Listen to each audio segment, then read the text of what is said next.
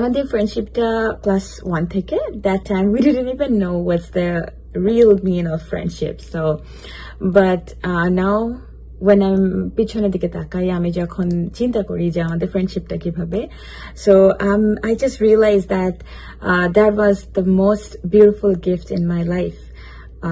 যে কনা, she is my best friend. কনা এমন একটা পার্সন যে ও জানে কিভাবে লাইক সবার সাথে কিভাবে মিশতে হয়, লাইক একটা বড় একটা মুরব্বীর সাথে কিভাবে কথা বলতে হয়, তাদেরকে কিভাবে রেসপেক্ট করতে হয়, আবার একদম ছোট একটা বাচ্চার সাথে কিভাবে আদর করে ওদের এই যে ওদের সাথে মিশে চলতে হয়। সো শি নোজ, অ্যান্ড ও এত সুইট একটা পার্সন যে সব এইজের মানুষ ওকে খুব লাইক করে। ও যে আজকে এত বড় একটা সিঙ্গার, এত বড় একটা সেলিব্রিটি, বাট ও যখন কারোর সাথে মেশে ফার্স্ট টাইম খুব কমফোর্টেবল হয়ে যায়। ওর সবচেয়ে বড় যেটা গুণ, she is very caring. She never think herself, never. She is always think others happiness, like okay কিভাবে হ্যাপি করতে হবে, ও একটা প্রবলেম আছে, ওকে প্রবলেমটা থেকে কিভাবে উঠাতে হবে।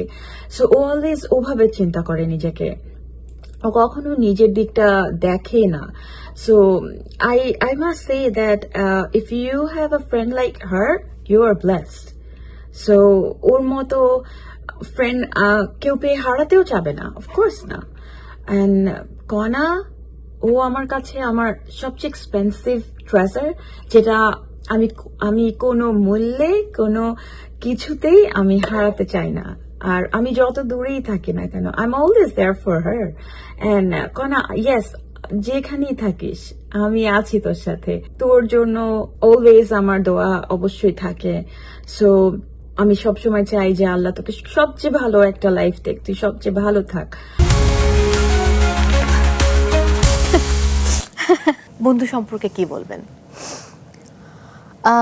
ওর নাম হচ্ছে মোস্তাইজা, বাট এখন সবাই ওকে ইজা ডাকে ছোট করে। বাট আমি ডাকি মুসু, ও আমাকে ডাকে মনু ছোট থেকে। আমরা ক্লাস 1 থেকে ফ্রেন্ড।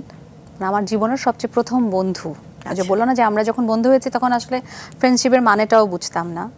তো মানুষ বলে আত্মার বন্ধুত্ব, আমরা বলি যে আমাদের রক্তের বন্ধুত্ব, আমাদের রক্তই হয়ে গেছে, এক রক্তের ফ্রেন্ড আমরা। সো ক্যানাডাতে থাকে অনেক বছর, বাট আমরা কখনো কানেকশন লুজ হয় না। মানে ও আসলে আমার প্রতি মানে বলে না নিঃশর্ত ভালোবাসা, তো ও হচ্ছে সেরকম আর কি। ও যদি বলে যে হ্যাঁ তোকে এটা খুব ভালো লাগছে, আমি যদি বলি যে ওর কথা বিলিভ করে না, ও বায়াস থাকবে আমার ব্যাপারে, ও ভালোই বলবে।